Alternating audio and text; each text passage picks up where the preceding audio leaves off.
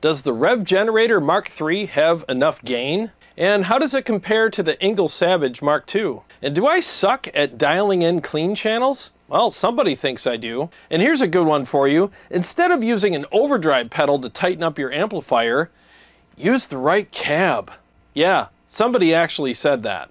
And am I a horrible guitar player? Well, somebody thinks I am. And while we're on the subject of me, I guess I'm a pretty strange guy according to some people, and that's why I have a low subscriber count. Oh no, you did not say those things to me. I am so coming after you now. Oh yes, it's going to happen. Yes, let's get started with the video. I'll cover this topic deeply.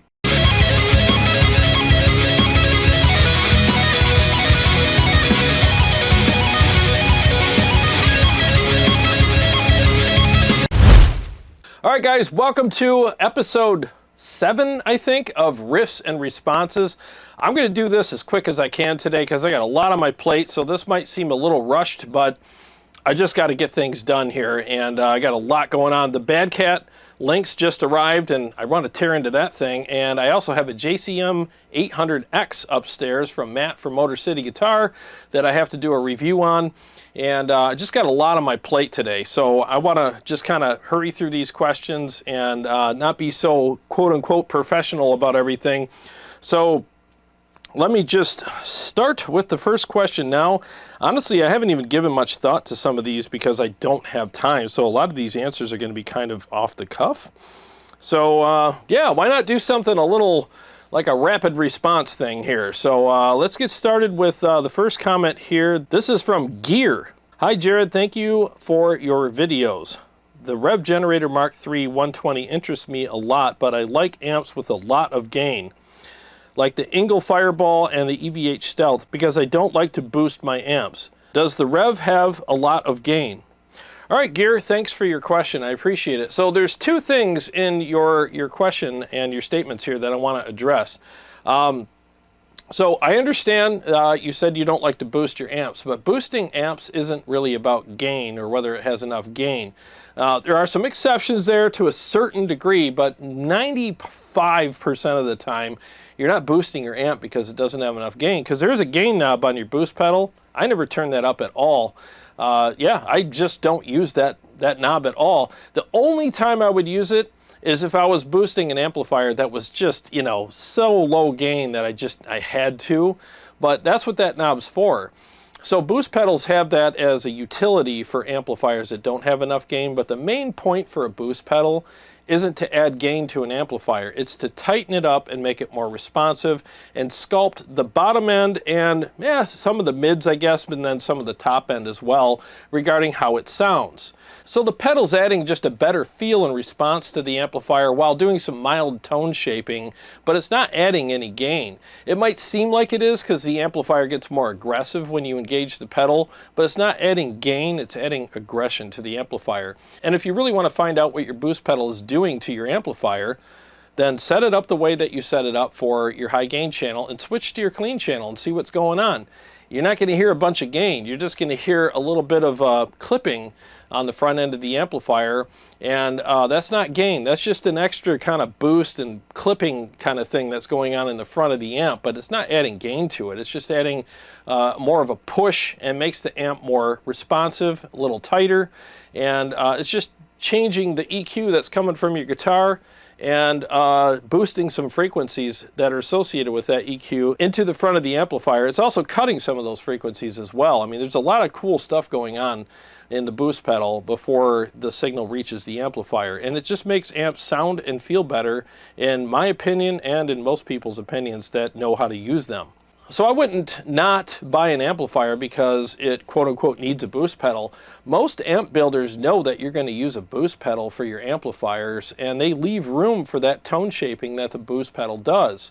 So don't make decisions based on whether or not it needs a boost. And most people, honestly, when they use a boost and they learn how to use it properly, they actually prefer the amplifier with a boost. So it's kind of like sauce or seasoning on your food. I mean, if you're going to put a good piece of steak on a grill and cook it properly and not season it, I mean, it's just going to taste kind of bland. And there's the purists out there, you know, like, oh, a good piece of meat that shouldn't need seasoning. No, a good chef will use seasoning on his steak, no matter how good the piece of meat is. Because why not enhance those flavors and really bring them out and make it taste even better? So there's nothing wrong with that. So I think we need to put that purist kind of attitude aside and just learn how to use pedals to enhance our tone and make the experience with our amplifiers more enjoyable. Enough about that. So you're wondering if the Rev has enough gain. Yeah, oh yeah, that amplifier has a shit ton of gain. In fact, I have the gain knob at 11 o'clock right now on the purple channel, and I'll turn my boost pedal off for you out of respect for you and your question, and then I'll engage the boost as well to show you what it sounds like with and without. It won't sound more gainy, it'll just be more responsive to my playing and more to my liking as far as feel goes. So let's go ahead and engage the Rev right now. Again, the boost pedal's off. When you see me reach down, that means I'm turning it on. But I just want to show you what it sounds like with the gain only at 11 o'clock on this amplifier.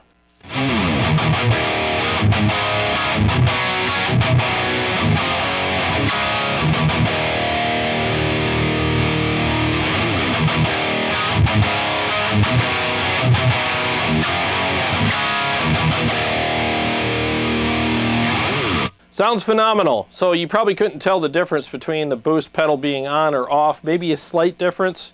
And yeah, obviously you saw me turn it on, so you know when I turned it on. So, yeah, I mean, it sounds great.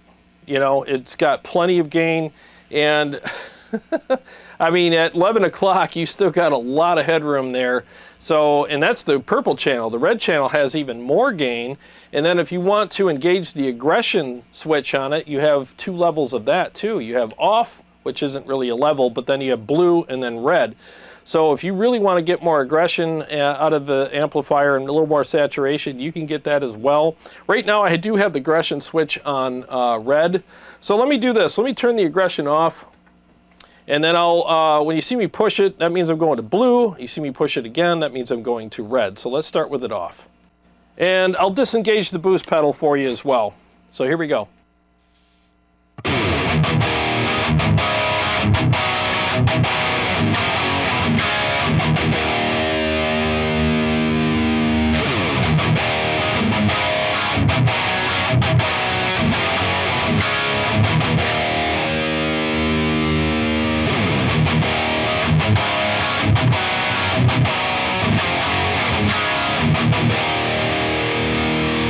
So yeah, it sounds great in whatever setting that you want with it. You know, I mean, with the aggression off, blue or red, it sounds really good. Now, depending on your style of playing, if you're just doing some chords and, you know, some pretty, and I don't mean this in a derogatory way, but some more, you know, just kind of simple stuff where you're just doing some chords, not a lot of tight riffs and runs and stuff like that, then I think that you'll be fine without a boost.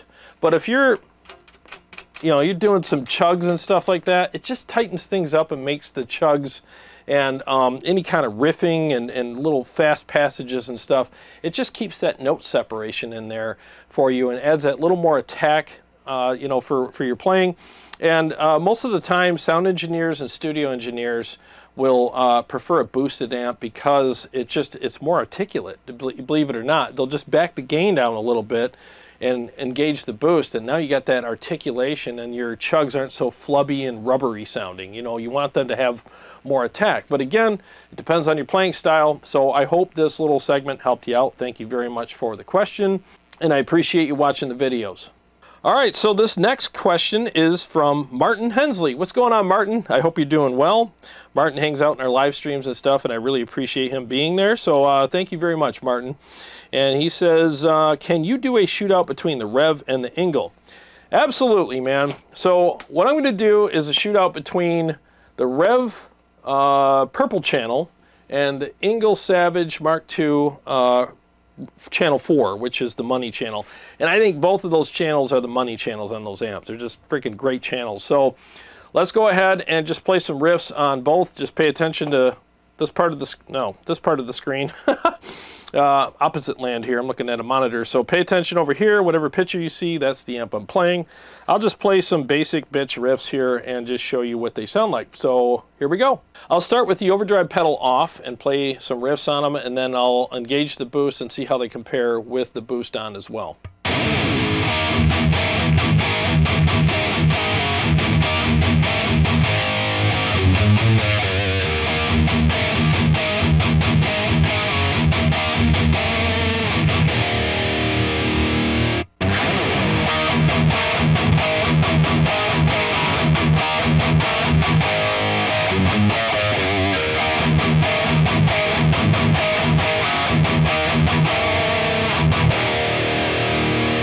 Both of them sounded really freaking good. I think the Savage had a little more of a grainy top end, a little more aggressive, and it's a little bit tighter than the Rev, but not a big deal. I think the difference is almost negligible between the two as far as feel goes, but I just have to tell you what I'm experiencing here. So now, let's go ahead and engage the odd box and see how they sound now.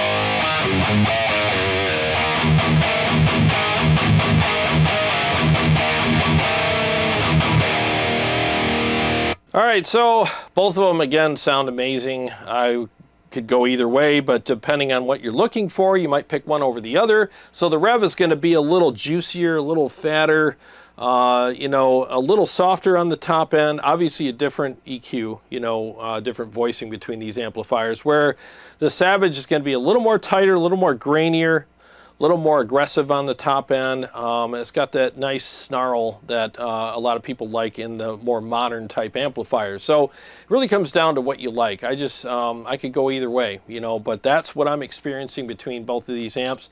Feel-wise, they both feel great with and without the overdrive. I could go either way as well. So it just comes down to what voicing and what features do you prefer. I will say that the clean channel on the Engl Savage is quite a bit better than the clean channel on the Rev. The Rev clean channel on this particular model, the Mark III, it's just the voicing is okay, and it's a little dusty. It's not dirty, it's just a hint dusty. It's not super sparkly clean, where the Engl Savage clean channel is amazing. In fact, let's go ahead and just do a quick shootout on those as well right now. We'll start with the effects off, and then we'll engage the effects after that.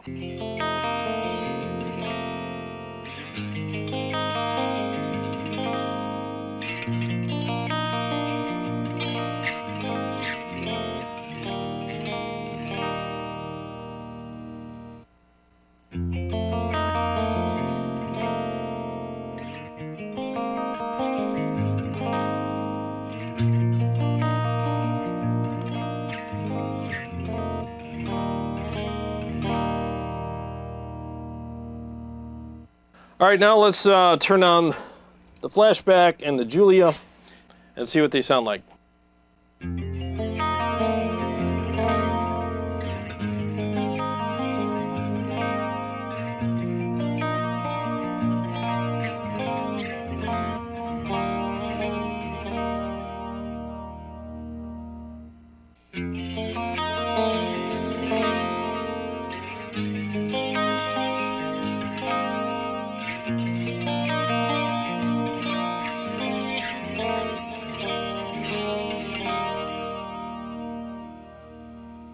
All right, so yeah, both channels are good. You know, one thing I noticed too is when I turn the wide off on the Rev clean channel, it actually sounds better and cleans up a little bit more. So that helped it.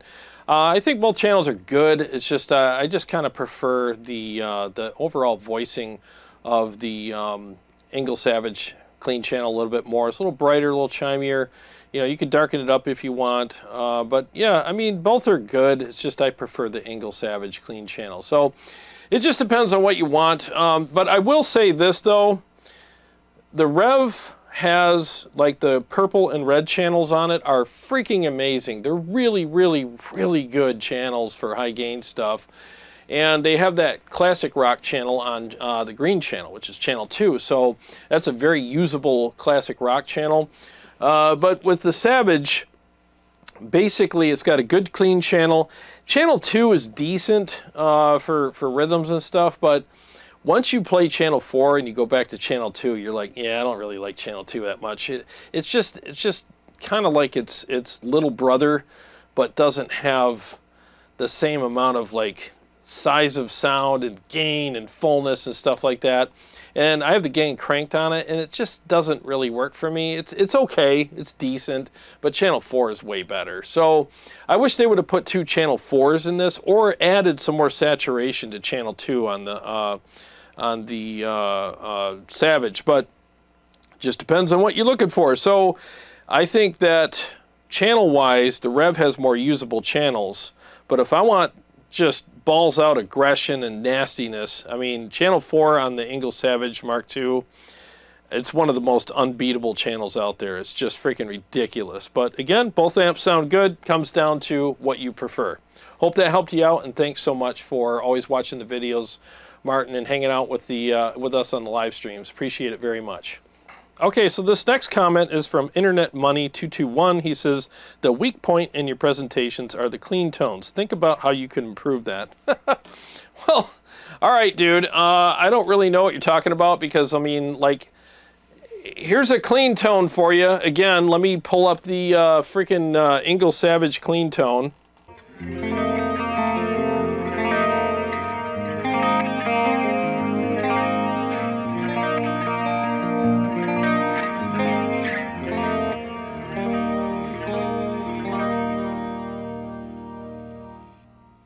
I don't know. I think that sounds really good. I don't know how much better I could have dialed in the amp. And yeah, I play the same kind of thing over top of the cleans most of the time, but what do you want me to do? Write a freaking symphony for every demo that I do and stuff like that? I mean, I'm just not going to do that. What people want to do is just hear what it sounds like. And I came up with a little passage that kind of shows some chords and some arpeggiated picking and stuff like that, and there's nothing wrong with that. I do it without effects, I do it with effects. I don't really know how much better I can do, dude. All right, so this next comment is from FXFFS. I don't know what that means, but and this is on my Keep It or Sell It video that I did on the EVH EL34100 amplifier. It's a bit long, so bear with me. He says, this is one of the best amps. You shouldn't sell it. Better go sell the Iconic one.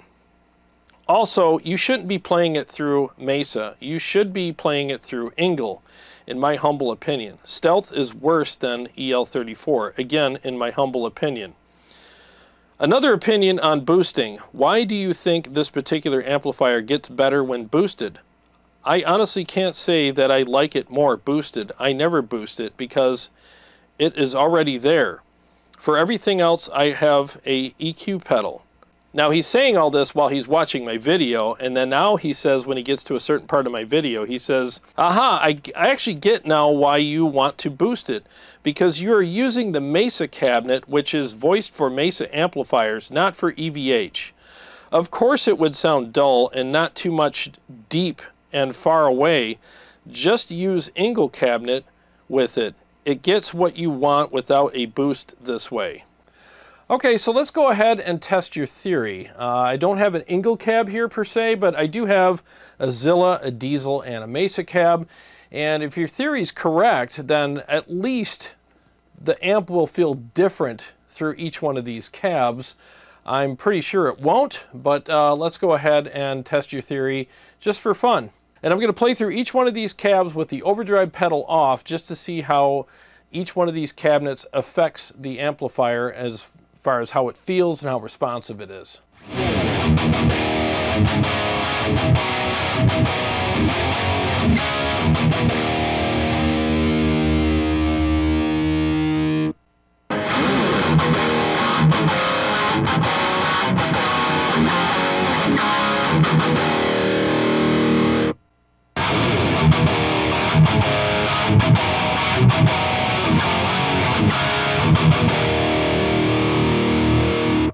Well, as expected, the cabs made no difference regarding how tight the amp was or how responsive it was to my playing. Now let's do another experiment. I'm going to play the amplifier with the overdrive pedal off, and while I'm playing, I'm going to engage the overdrive pedal and see if that affects the amplifier.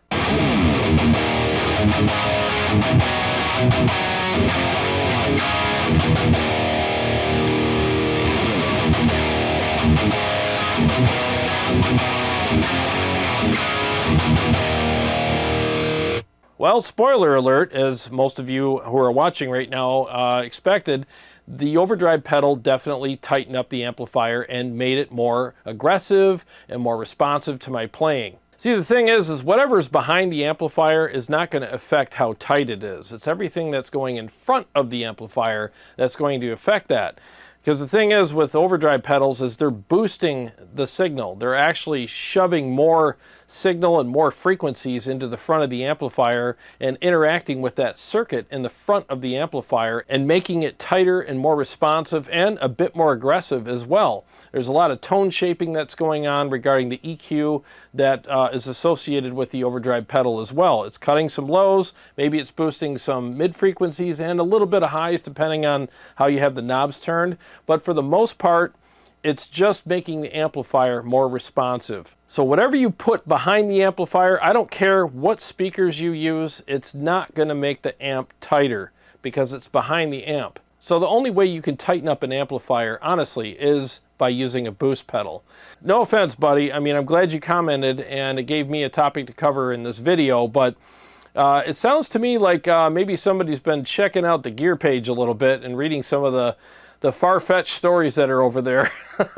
I'm not saying you did or you didn't, but it sounds like something that, you know, somebody would get from the gear page. And the reason why I'm covering this topic is I figured if it's something that you've thought about, maybe other people are thinking about it as well and maybe heard about this, and like some friend of theirs is like, yeah, it's the cab, dude, get a different cab and your amp will be tighter. No, just get a boost pedal, dial it in accordingly, adjust your amp settings accordingly, and enjoy it, man. There's nothing wrong with having a boost pedal. Now, regarding you liking the EL34 more than the Stealth, I mean, hey, I respect your opinion about that. But honestly, I can't tell a big difference between the two. If there is a difference, it's so freaking subtle that I don't think most people in a blind test could tell. I really don't. I prefer the Stealth, and I don't know if that's just a placebo thing or whatever. I feel like it's a little more aggressive and a little meaner than the EL34, but I could be totally full of crap about that. I don't know. All I know is I prefer it, and I have my reasons for it that I can't really describe, if that makes sense. But I do appreciate your comment, and I enjoyed covering this little topic. It was actually kind of a fun little experiment. And by the way, you did mention something about using an EQ pedal for everything else. Now, if you're putting that in front of the amplifier, then you're basically boosting your amp with an EQ pedal, and I showed how you could do that in a video a while back. All you do is just crank the volume and adjust the frequencies a little bit, and you have your own custom boost pedal with one of those. Okay, this next comment is from Jambo383. He says, and this is on my VHT Pitbull Ultra Lead First Impressions video, and I did not like the amplifier at all. And he says, not my experience at all with those amplifiers. I'm thinking there's either bad tubes or it's not biased correctly, or a combination of both. That said, the guitar was horribly out of tune, and the playing was not too great. VHT Fryette amps only give what you give them, which is why bad guitarists seem to not like them. Oh, okay. All right, well, there's arrogant statement of the week.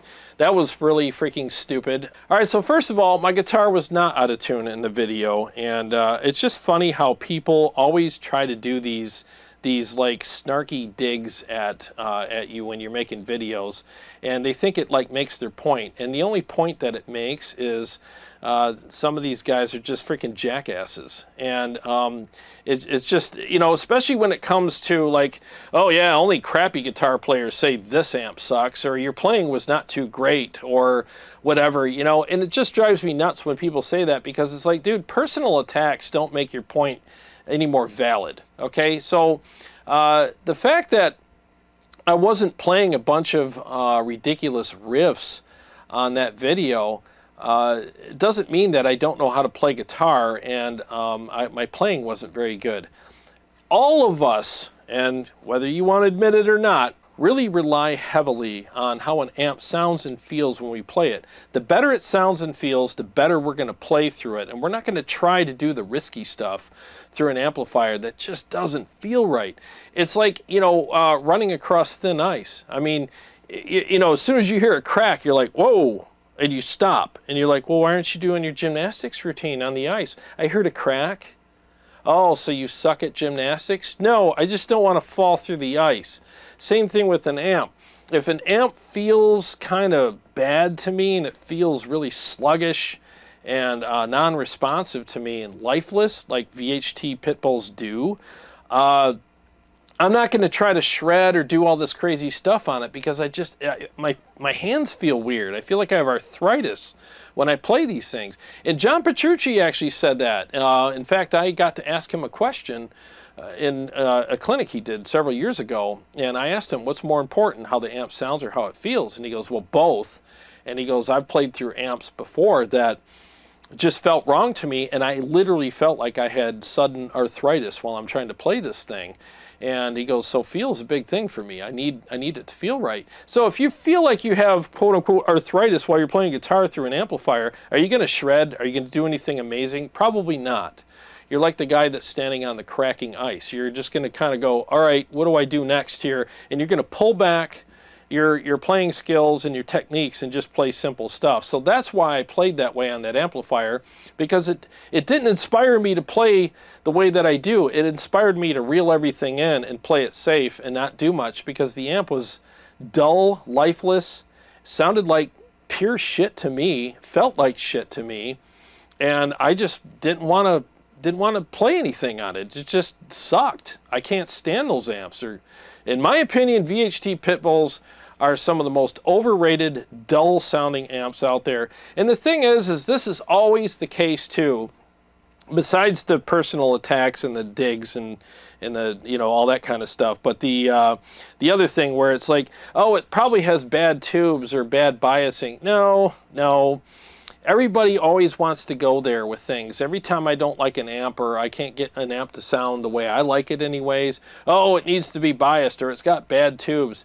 And unbeknownst to them, the amp was just retubed and serviced before I reviewed it. And it's like, well, got you there. It wasn't that. So let's stop making excuses for shitty amps sounding like shit. And I know that's subjective, but just because I don't like an amplifier doesn't mean that, well, maybe it needs to be retubed or I'm a crappy player. It just means that I don't like it. And if I compare it to other amps that are on the shelves here and it doesn't stand up to them, at least to the standards that I'm used to or that I expect, it's okay for me to not like it. And it's still subjective, but I don't need people saying that it's because I'm a crappy guitar player or it needs to be retubed or serviced or whatever. It has nothing to do with any of that stuff. And if I, am inspired by an amazing amplifier, I'll play my ass off through it and be inspired to, really push my, techniques to the limits and everything. And I just proved that in that Friedman Naked episode I just did the other day. I came down here and just beat the shit out of my guitars for several songs and several riffs and stuff like that, because that amp inspired the crap out of me. It felt great. It sounded great. And it was one of those amps that I was just happy to play through. So it really comes down to, how does an amp sound and feel to you? And if it feels and sounds good to you, you're going to play better. You just are. And it doesn't make you a bad guitar player if it inspires you to pull back. It makes you an intuitive one. All right, so this last comment is from Rastamon5969. He says, such a strange guy, hence low subs, I'm guessing. This is on my EL34-100 Keep It or Sell It video. Look, I'm not for everybody, and I don't think anybody is, so I don't try to please everybody all the time, because if you end up doing that, you end up pleasing nobody. It's probably a troll. It's probably a trolly comment made by somebody who just, felt like being a douchebag that day. I don't know, whatever. But I wanted to address this because of the whole low sub count thing. I mean, look, yeah. my sub count is lower than what it should be. I've been on YouTube for a while now, and for the most part, most people that have been on YouTube as long as I have probably, I don't know, maybe twice the subs, or at least more than what I have. But the thing that you have to understand is I own a business, and in the summer, I typically take anywhere from 5 to 7 or 8 months off where I don't make videos. I don't make a lot of videos at all. I just do like Sunday night live streams in the summertime when my season's really busy. I own a pressure washing business. So during that time, I'm working my ass off trying to make money so I can actually pay my bills, because YouTube sure as hell doesn't. And during that time, because I'm so busy, I'm not making a lot of videos. So what happens is the algorithm on YouTube punishes you if you don't feed it, if you don't make videos. So when my season ends and I start making more videos again, it takes me 3 months to get back in the good graces of the YouTube algorithms before they start pushing my stuff again. And by that time, I'm starting to get ready for my next pressure washing season to start, and then the whole cycle starts all over again. So this is the first season where I was actually able to do a lot more videos because I wasn't super busy this summer because the economy sucks. And it's been really slow for me. So this is the first season I've actually been able to be a lot more active on the channel. And because of that, I hope that helps me out and helps the channel grow a lot faster. And yeah, I mean, I can understand why some people would watch this channel and be like, wow, why don't you have more subs? You've been on a while and you got all these videos. Well, that is really why, and I'm not making excuses. That really is. If you don't make videos, your channel plummets. If you do make videos, your channel goes up. It's pretty simple. So now as far as me being weird, I think we're all weird. I mean, especially us musicians. It's just you got to pick the weird that works for you. So maybe my weird doesn't work for you, dude. And that's fine, but I'm not going to change just because you said that. I'm going to keep doing what I do, and I enjoy, what I do, and obviously other people do as well, and I'm not bragging by saying that, but I hope people enjoy the videos, and I'm not bothered by the comment. It doesn't bother me at all. None of these comments do. Sometimes I seem annoyed at some of the comments, but I'm really not. It's just... I just can't believe some of the things that people say sometimes, and I just have to address it because for the sake of everybody else, like if you've fallen into these traps and some of the BS that's spewed out there, I'm trying to save you from sinking in those holes, because man, there's just nothing good down there for you.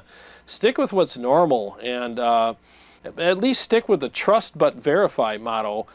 For future reference, anytime you hear something that's a little weird, like, let me verify that before I go down that path, Anyway, so I guess I should do a mix here. So let me, do a mix and end the video with that, and see if I can prove that guy right or wrong who thinks that I'm a crappy player.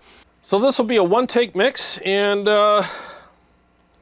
you know what I should do is I should do it on the Ingalls Savage. I haven't played that amp in a while. So let's do, what I got here?